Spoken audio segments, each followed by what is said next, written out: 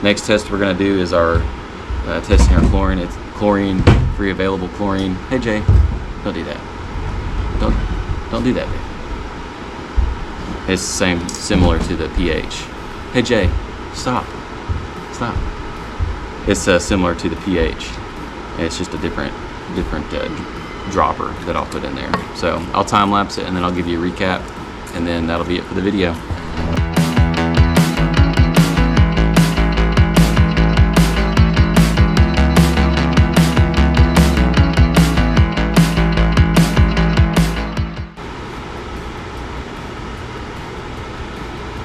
All right, so sorry about that. I was thinking.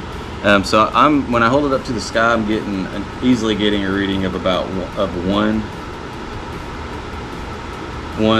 free available chlorine, and a case could be made for 2 available chlorine, but I'm definitely not a 3.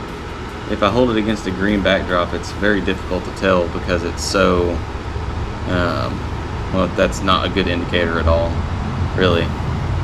Because it's just pulling that yellow too much.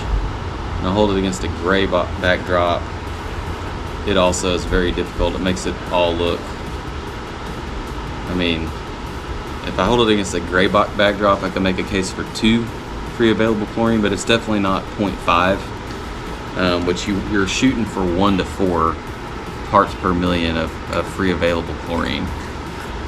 If you're 5 or above, you really don't need to swim in the pool. It's going to be too much chlorine. It's going to be too much irritation. So I'm going to make a note on mine to say it's 1 to 2.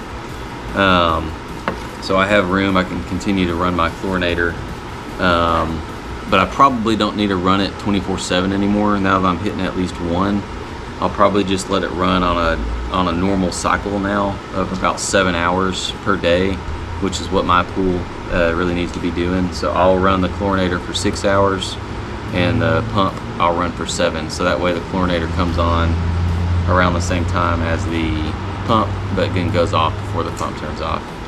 And then I'll be able to just test it with my test strips. So the last point I'll make, and I don't have it in front of me, but if you have gotten some algae or even a lot of algae in your pool, which I did because we had to step away for a little bit and I wasn't able to stay on top of my pool as I was getting it in order for the initial setup, and I had a lot of algae in there and the chlorine started producing and it killed it all off, but the water was kind of cloudy.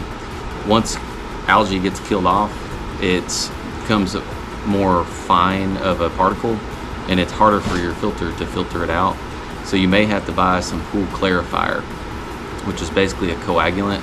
And you don't want to put too much of this stuff in there because then it kind of has a reverse effect and it continues to stay cloudy because it still can't filter it out. So be careful if you do have to put pool clarifier in it, but ultimately it will help. If you put the right amount in there, it will help coagulate those more fine dead algae particles so that your filter can pick it up and catch it and get it out of there, and it will then make your pool clear. So that's all I've got for you in today's video. If you enjoyed today's video, make sure to like, share, and subscribe. If you have any questions, put them in the comment section, and now you can go check out some of our other content. Appreciate it, everybody. Bigfoot.